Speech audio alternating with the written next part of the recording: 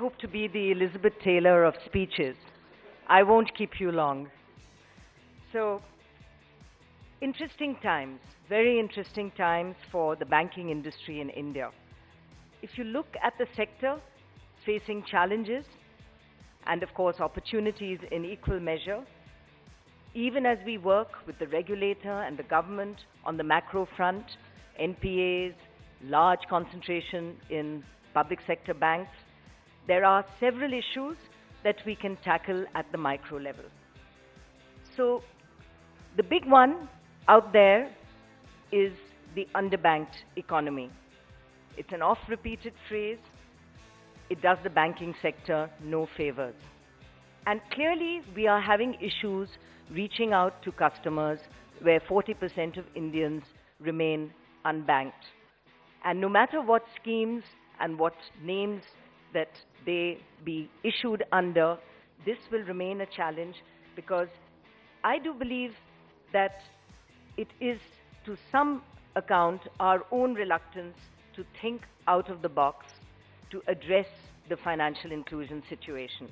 And this is where, yes, the new bank licenses may provide some of the answers, where ultimately it is about arriving at a low cost, high technology but low cost based model to reach out to this customer base. And the biggest opportunity may well be staring at us from right out there, because there are technologies which have been tried and tested. The M-Pesa model is one which has been tried and tested in Africa. And it is really about seeing how we can adopt these into the Indian environment. And guess what? If we don't do it, someone else from outside the banking industry will do it.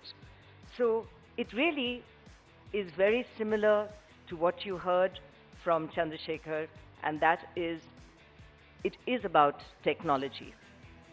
And the second area which is related is about the digital economy, where again, we have e-commerce coming back.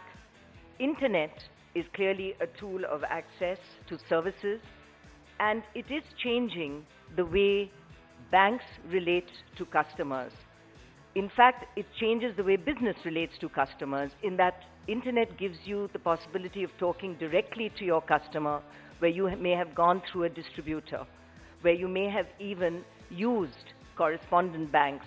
Today, you can speak directly. So e-tailing clearly brings with it the advantage of being able to talk to your customer, but I believe it also raises the bar because you have a much better informed customer, and the way you have to deal with your customer today is with a lot more humility, because you can be with customers who actually know more than you. The ability to shop rates, the ability to shop products is far greater. And therefore, I do think that the digital space, along with technology, bring to us banks a huge challenge in terms of the way we work. So clearly, as India looks to implement more transfer of subsidies, whether it's wages or various employment schemes, we need to have a much more efficient payment system. And for this payment system, I mentioned M-Pesa, but as we look at RBI, who's just begun to declare the policies on new payment banks, we will see that competition. And the payment license is not going to be given to banks alone. It can come from, again, outside the banking sector.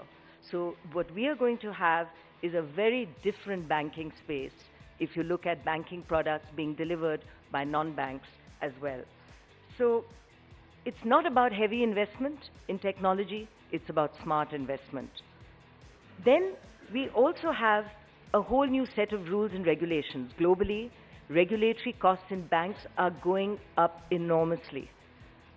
A bank like ours globally has hired 1,500 compliance officers in the last year. The costs of doing banking at a regulatory level are much higher, and that in fact has to continuously drive down the cost of banking so that we can have a low cost transaction cost, so that these regulatory costs don't get entirely loaded onto what the customer has to pay. And it is I think, therefore, key for us to look at efficiency in process, efficiency in technology, efficiency in the way we relate to the market. Now, it's estimated that about 13 million young men and women will join India's workforce every year. And these youngsters, I believe, are unlikely to have any loyalty to the banks the way their parents and grandparents had. And they will seek, through seamless connectivity and technology, a better customer service and solution. And this me generation, when unhappy, will vote with its feet, rather its fingers, using the device in hand to move to another bank. So, indeed, again, how do we ensure that we lock in the customer? So the Indian banking system, as it integrates with the global financial system more and more, is also open to global tremors and risks. And therefore, we need to have that lateral vision, I would say a 360 kind of vision, which sees the challenges as they come. An interest rate which sees an increase in the USA indeed has ramifications here, as you all know. Just the announcement of it caused a huge dip in our stock market and a reaction here. So it means that we have to be aware of a large number of risk factors while we invest in growth. And no matter how attractive we look in the short term, we have to also strategize for the long term, for the risks out there. And I think in, again, both Mr. Rao and Mr. Chandrasekhar's speeches before are really key in that it is about people. It is not about the top management sitting up there and figuring out where this next attack is coming from. It is about ensuring that you have empowered, impassioned people where the rubber hits the road, where your individuals are in fact relating to the customer. They understand what is happening, and we have to be able to hear that dissonance, hear the issues, and resolve them. And in doing that, we therefore need workforces that are diverse, that think broadly, think differently at every level, whether it is the diversity, and I don't just mean gender, but of course gender, down at the workforce level, but also up at the board. So essentially, it is about a win-win situation which we have to develop, indeed, with all our stakeholders. So it's investors, customers, employees, but it's also vendors and suppliers. And as we go forward, I mean, look what happened in palm oil.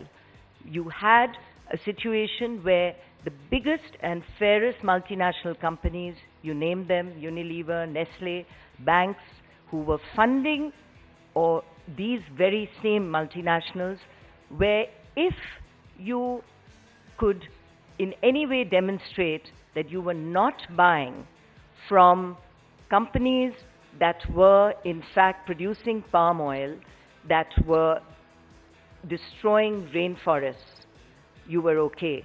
But the fact that you could not demonstrate that because there was no certification available, the attack was across all these players.